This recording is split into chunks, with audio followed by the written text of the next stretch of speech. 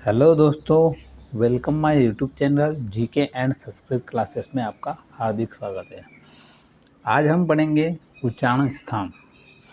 उच्चारण स्थान जो वर्ण जहाँ से उत्पन्न होता है उसे उसका उच्चारण स्थान कहा जाता है।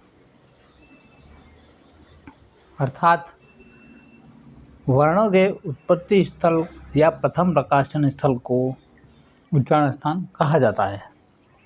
उच्चारण स्थान कुल सामान्यतः 7 माने गए हैं।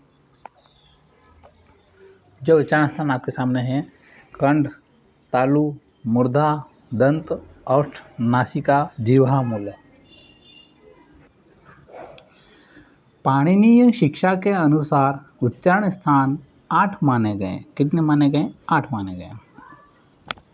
8वां जो उच्चारण स्थान है वह उरस माना गया है। उच्चारण स्थान को हम सूत्रों के द्वारा हम याद करेंगे।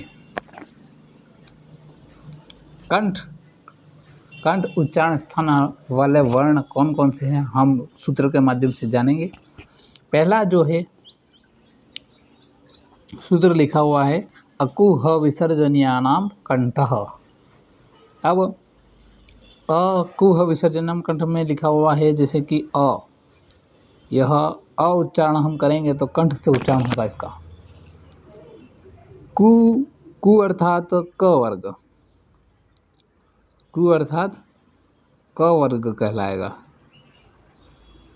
क वर्ग में क ख ग घ घ क ख ग घ ङ, यह क वर्ग हो गया। उसके आगे ह लिखा हुआ है जो ह है। ह भी कंठ से द्वारा उच्चारित होता है। उसके आगे विसर्ग मतलब विसर्ग भी कंठ से उच्चारित होता है। आगे हम देखेंगे तालु। तालु उच्चारण स्थान किन किन वर्णों से होता है हम वो देखेंगे। इचु ऐसा नाम तालु। ई, यदि हम ई का उच्चारण करेंगे तो उच्चारण तालु से होगा। चु अर्थात च वर्ग, पहले बताया था कु अर्थात क वर्ग, उसी प्रकार से चु अर्थात च वर्ग आ गया। इचु ऐसा नाम तालु, च वर्ग का उच्चारण स्थान तालु से होगा। उसके बाद य का भी उच्चारण स्थान तालु से होता है। और एक श का उच्चारण स्थान भी तालु से होता है। यह हमने देखा।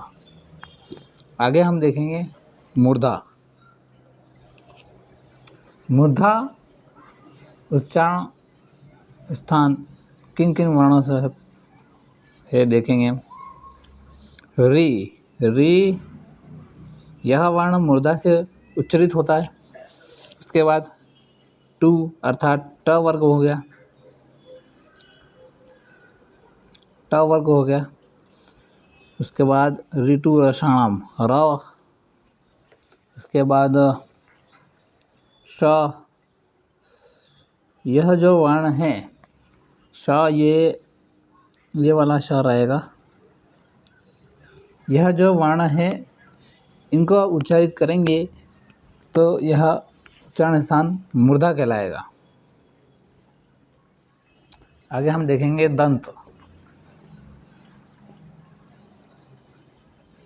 दंत देखेंगे ऋतु लसानाम दंता।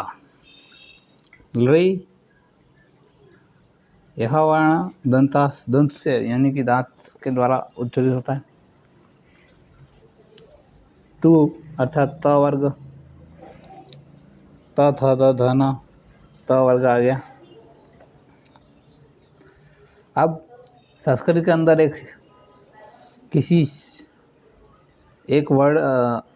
एक शब्द को बोलने के लिए उसमें कार लगाना ज़रूरी है। जैसे कि द बोलेंगे तो दकार हो जाएगा।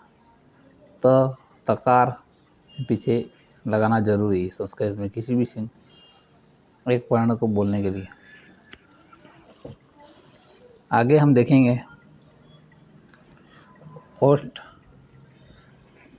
ओष्ठ का उच्चारण स्थान उपू पद्मान्यानाम ओष्ठो। उ यह ओष्ठ से उच्चरित है। पु अर्थात प वर्ग हो गया, पु अर्थात प वर्ग हो गया। और उपदमान्य मतलब प कौन सा हो गया, ये अर्ध विसर्ग वाला और अर्ध विसर्ग वाला फ। यह उच्चारण स्थान ओष्ठ, इनका उच्चारण स्थान जो है वह ओष्ठ है। आगे हम देखेंगे नासिका। ई य मंग ना नाम नासिका च। यह वर्ण नासिका से उत्पन्न, मतलब पंचम वर्ण व पंचम वर्ण सारे पांचवें वर्ण य म अंग ण और न, यह पांचवा वर्ण नासिका से उच्चारित होते हैं। आगे देखेंगे कंठ और तालु, जिसका सूत्र है ए दे तो कंठ तालु।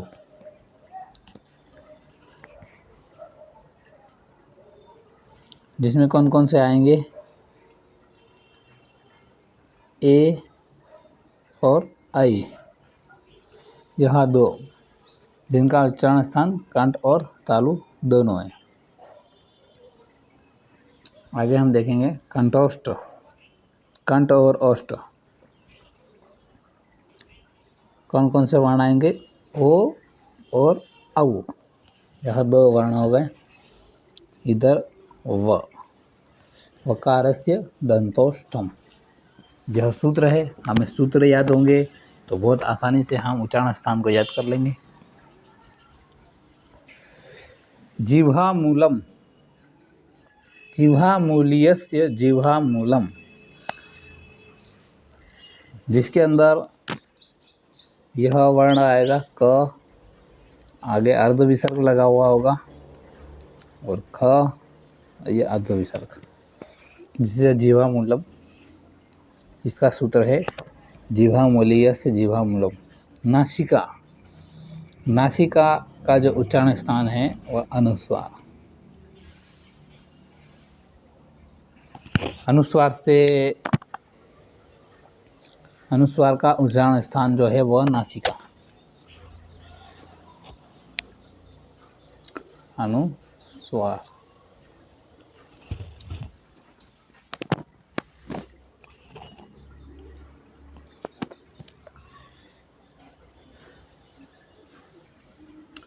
उच्चारण स्थान के अंदर पंचम वर्ण जो हैं, जैसे कि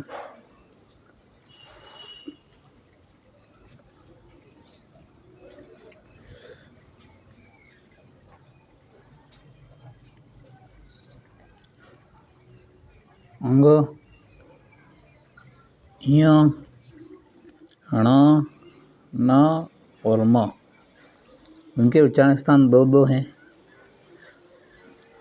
तो कंठ भी है और नासिका भी है।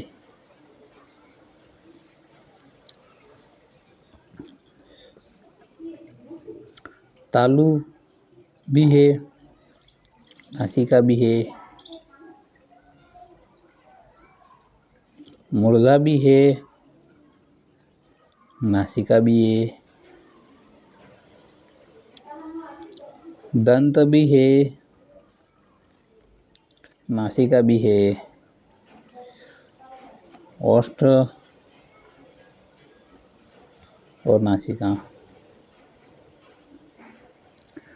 अपने वर्ग में होने के कारण क वर्ग में हो तो उसे कंठ भी कहेंगे और पंचम वर्ण होने के कारण इसे नासिका भी कहते हैं।